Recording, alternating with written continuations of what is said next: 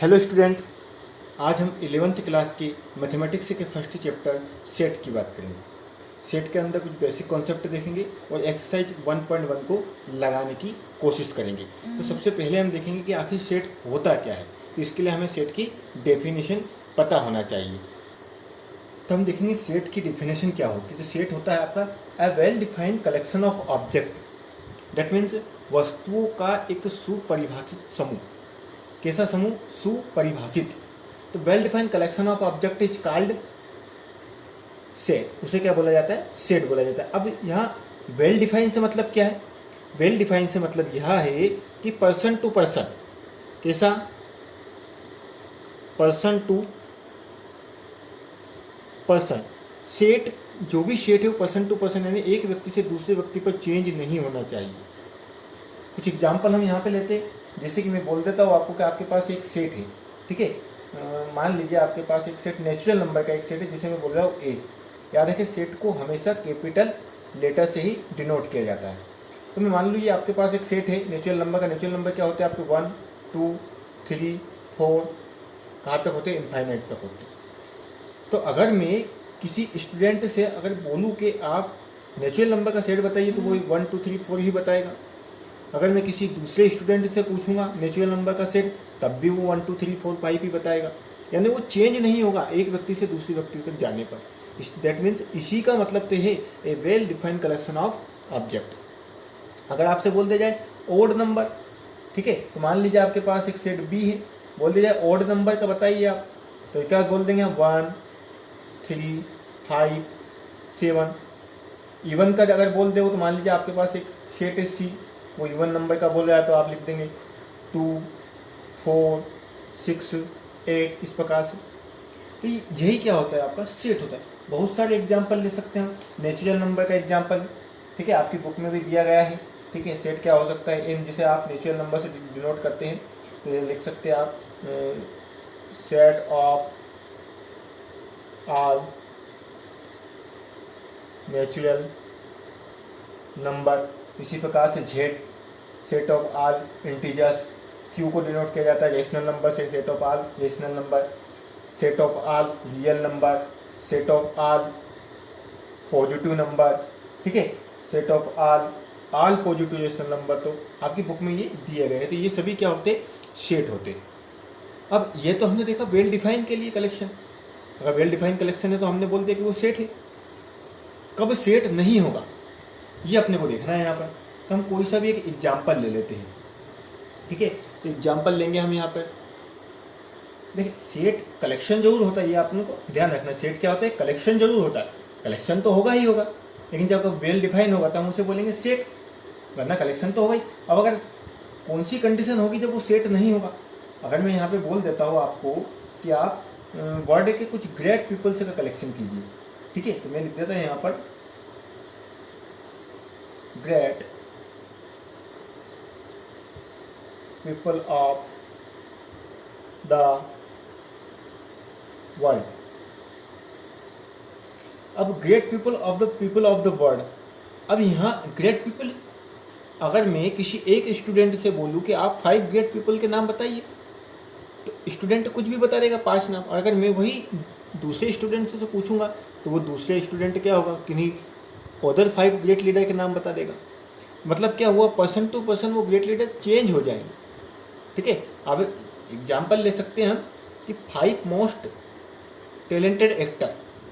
5 most talented actor की बात करें, अगर किसी पीपल से पूछा जाए कि 5 मोस्ट टैलेंटेड एक्टर की बात बताइए, आप एक्टर बताइए, तो मान लीजिए स्टूडेंट ए बता देता है कि अमिताभ बच्चन, ठीक है, अजय देवगन, शाहरुख खान, रणबीर सिंह और ऋतिक रोशन,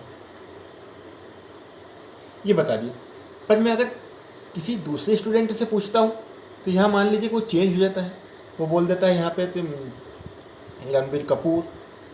अब एक ही चेंज हो जाएगा अगर, तो वो वेल डिफाइंड कलेक्शन नहीं होगा, ठीक है। कुछ भी बता देगा भैया, गोविंदा, पुराने ज़माने का हो तो ऋषि कपूर मान लेते हैं हम, संजय दत्त मान लेते हैं। तो ये क्या होगा? चेंज हो जाता है। पर्सन टू पर्सन क्या होता है? जब चेंज हो जाएगा तो हम वो बोलेंगे कि वेल डिफाइंड कलेक्शन नहीं है। तब वो क्या होगा? कलेक्शन होगा, वेल डिफाइंड कलेक्शन नहीं होगा। तो इस बात का आपको ध्यान रखना है। अब हम बात करेंगे रिप्रेजेंटिंग ए सेट। एक सेट को किस प्रकार से रिप्रेजेंट किया जाता है। तो यह मैं बोलूँगा सेट को दो प्रकार से रिप्रेजेंट किया जाता है। पहली फॉर्म होती है आपकी रोस्टर और टेबुलर फॉर्म, और दूसरी होती है आपकी सेट बिल्डर फॉर्म। तो देखिए इनकी डेफिनेशन से हमें कोई मतलब नहीं, हम देखेंगे रोस्टर या टेबुलर फॉर्म क्या होता है। जैसे नाम से स्पष्ट हो रहा है टेबुलर फॉर्म, जिसको टेबल के रूप में लिखा जाएगा याद रखने के लिए, या रोस्टर के रूप में लिखा जाएगा, तो वो क्या होता है। तो मान लीजिए आपके पास कोई सा भी एक सेट है, मान लीजिए सेट ए है और वही नेचुरल नंबर का सेट मान लेते हैं। तो हम लिखेंगे 1 2 3 4 5। तो ये क्या है, इसी जब इस फॉर्म में आपको दिखेगा क्वेश्चन, तब आप उसे बोलेंगे टेबुलर फॉर्म या रोस्टर फॉर्म। टेबुलर फॉर्म या रोस्टर फॉर्म का क्या विशेषता है इसकी, इसको आपको मिडिल ब्रैकेट से क्लोज करना है और प्रत्येक एलिमेंट जो रहेगा सेट का उसको कॉमे की सहायता से सेपरेट करना है। तो ये होती है आपकी रोस्टर या टेबुलर फॉर्म। ठीक है, अब थोड़ी सी डिफिकल्ट, जिसे बोलते हैं आप सेट बिल्डर फॉर्म। ये सेट बिल्डर फॉर्म क्या होती है। तो सेट बिल्डर फॉर्म क्या होती है, ये देखना, इसको आपको वर्ड में लिखना है। क्या करना है, लिखने की कोशिश करना। मान लीजिए आपके पास एक सेट है, किस प्रकार से कि उसके एलिमेंट है एक्स डेट एक्स। मान लेते हैं हम यहाँ पर एक्स कैसा है, यहाँ पर is a natural number less than 10। आपके पास एक ऐसा सेट है जो एक्स जिसके अंदर कैसा है नेचुरल नंबर है लेस देन 10। तो ये क्या, जब इस प्रकार से आप लिखेंगे तो इसे बोलेंगे सेट बिल्डर फॉर्म। इसी को अगर आपको टेबुलर फॉर्म में लिखना है तो क्या करेंगे, उसने बोला नेचुरल नंबर है जो कि 10 से छोटे हैं, यानी 1 2 3 4 5 6 7 8 9। तो दिस इज टेबुलर या roster form, this is set builder form. तो ये आपने को ध्यान में रखना। अब हम एक्सरसाइज की बात करेंगे। अब हम एक्सरसाइज 1.1 के क्वेश्चन नंबर फर्स्ट की बात करते हैं। पहला क्वेश्चन आपसे बोलता है कि which of the following are set. आपको जो क्वेश्चन दिए गए उसमें बताना है कि कौन सा सेट है और कौन सा सेट नहीं है। तो पहला क्वेश्चन हम देखेंगे, बोलता है कि the collection of all months of year beginning with the letter J. वह मंथ, पूरे साल के वह मंथ जो जे लेटर से स्टार्ट होते हैं। किस लेटर से स्टार्ट होते हैं, जे लेटर से। उनका आपको बताना है कि वो आपका सेट होगा अथवा नहीं होगा। तो हमें पता है कि पूरे साल में जो मंथ जे से स्टार्ट होते हैं वो कौन कौन से हो सकते हैं। मान लीजिए लेट ये आपके पास जो सेट है उसको हम बना रहे।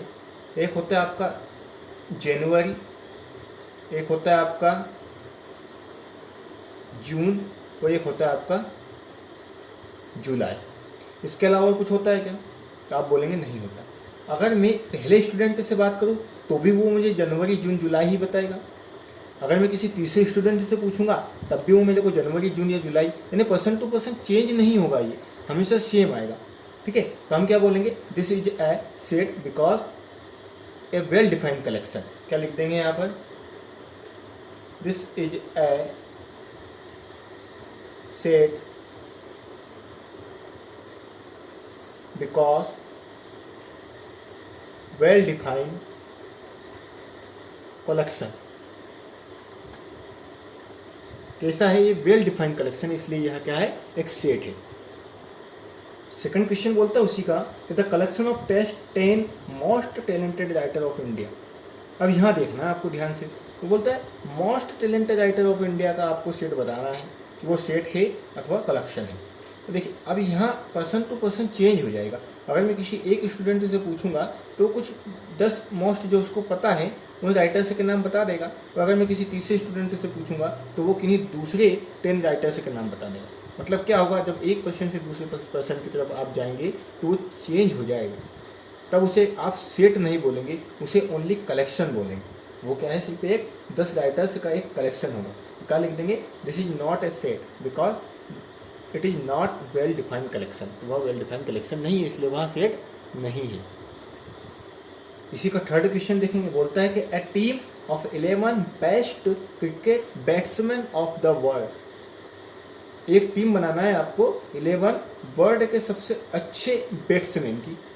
तो यहाँ भी वही बात आ जाती है, किसी की पसंद में 11 अच्छे बैट्समैन से अलग होंगे और किसी दूसरे की पसंद में 11 बेस्ट बैट्समैन अलग होंगे, तो यहाँ क्या होगा, पर्सन टू पर्सन बैट्समैन की संख्याएँ चेंज हो जाएगी। तो इसलिए यहाँ भी क्या है, वेल डिफाइंड कलेक्शन नहीं है, इसलिए यह सेट नहीं है। इसी का फोर्थ देखेंगे क्या बोलता है, the collection of all boys in your class, आपकी क्लास के सभी बॉयज़ का कलेक्शन। तो यहाँ देखिए, अब खुद आपको अनुमान लग गया होगा अभी तक कि कौन सा सेट होता है और कौन सा कलेक्शन होता है। और ऑल बॉयज़, तो आप मान लीजिए आपकी क्लास में 20 बॉयज़ है, तो आप किसी भी स्टूडेंट से बात कीजिए, वो हमेशा क्या बताएगा कि हमारी क्लास में कितने स्टूडेंट हैं, 20 बॉयज़ ही है। कितने बॉयज़ है, 20 बॉयज़ ही है। वो 20 चेंज नहीं होगा। पहले लिखेंगे हम, this is a set because collection is well defined. Collection कैसा है आपका, वेल डिफाइंड है। फिफ्थ देखेंगे क्या बोलता है, फिफ्थ में the collection of all natural number less than 100, 100 से छोटे नेचुरल नंबर का एक कलेक्शन। तो देखिए 100 से छोटे जो नेचुरल नंबर होंगे 1 से लेके कहाँ तक होंगे, 99 तक होंगे। अब आप किसी भी स्टूडेंट से पूछिए 1 से लेके 99 तक चेंज तो नहीं होंगे, नेचुरल नंबर तो 1 से लेके 99 तक ही आएंगे। तो क्या बोलेंगे, this is a set because a well defined collection of object या well defined collection of number का क्या है, well defined collection है, इसलिए वो सेट होगा। 6 देखेंगे, इसी का क्या बोलता है कि a collection of novels written by the writer Munshi Premchandra के द्वारा लिखे गए नॉवेल्स के एक कलेक्शन। तो देखिए मुंशी प्रेमचंद जी जो भी नॉवल लिखे हुए, किसी भी स्टूडेंट से पूछेंगे बात एक ही आएगी, अलग अलग होंगे नहीं नॉवेल्स। तो यहाँ भी क्या है, एक वेल डिफाइंड कलेक्शन है, इसलिए वो क्या होगा, सेट होगा। 7th the collection of all even integer. तो इवन तो हमें पता है क्या होगा ना, इवन जो होंगे अगर पॉजिटिव ले लेते हैं हम यहाँ पर, तो क्या आएंगे 4, 2, 4, 6, 8। तो ये चेंज नहीं होंगे, पर्सन टू पर्सन पर यही रहेंगे, इसलिए ये भी क्या है, this is a set because the collection is well defined. Collection कैसा है आपके पास, वेल डिफाइंड है। 8th नंबर पे आपका the collection of questions in this chapter. ठीक है, तो क्या है, वेल डिफाइंड है, क्वेश्चन हमें पता है कितने हैं पर्टिकुलर। तो यहाँ लिख देंगे हम, this is a set because the collection of question in this chapter is a well defined. 9th number पर दिया गया है आपको कि a collection of most dangerous animal of the world, world के सबसे डेंजरस एनिमल्स का कलेक्शन। तो यहाँ फिर वापस से पर्सन टू पर्सन चेंज हो जाएगा, किसी के लिए कुछ अलग एनिमल होंगे, किसी के लिए कुछ अलग एनिमल होंगे। तो इसलिए ये क्या है, नॉट ए सेट, यहाँ पे एक सेट नहीं है, दिस इज ए कलेक्शन, यहाँ एक कलेक्शन है। अब हम एक्सरसाइज का क्वेश्चन नंबर 2 देखेंगे। बहुत सिंपल सा क्वेश्चन है। क्या बोलता है कि लेट आपके पास एक सेट ए दिया गया है और जिसमें आपको इंसर्ट करना है एक सिंबल आपको दिया गया है। आप जब आप बुक में क्वेश्चन देखेंगे, एज बिलोंग टू और not as belong to in the blank space, जो ब्लैंक स्पेस आपको दिख रहा है इनके बीच में, यहाँ पर आपको एज बिलोंग टू या as not as belong to का साइन यहाँ पे फिल करना है। तो हम देखेंगे यहाँ पर थाइट, देखते हैं हम थाइट आपके सेट ए में कहीं पे दिख रहा है, आपको दिख रहा है, तो हम बोलेंगे थाइट is as belong to A. किसका साइन है ये, एज बिलोंग टू, यानी जिसके अंदर है, मतलब ये 5 ए में बिलोंग करता है, इसके अंदर है। 8 की बात करेंगे, 8 दिख रहा है क्या, नहीं दिख रहा, तो हम यहाँ साइन लगा देंगे नॉट एज बिलोंग टू। 0 है क्या, 0 भी नहीं है, तब हम लगाएंगे sign not as belong to A, 0 is not as belong to A. 4 है क्या, है, तब हम लिखेंगे 4 is as belong to A, मतलब ए के अंदर 4 है। 2 है क्या, तो यहाँ भी हम लगा देंगे एज बिलोंग टू। 10 है क्या, नहीं, तो यहाँ लगा देंगे नॉट एज बिलोंग टू। तो ये आपको ध्यान रखना है, किसका साइन है, as belong to and not as belong to. तो आज के लिए इतना ही। आप अपनी नोटबुक जरूर कंप्लीट करें, जितना आपको लेक्चर में मिलता है उतना आप नोटबुक में नोट करते जाएं। आज के लिए इतना ही। नेक्स्ट लेक्चर में हम इससे आगे का करने की कोशिश करेंगे। Thank you.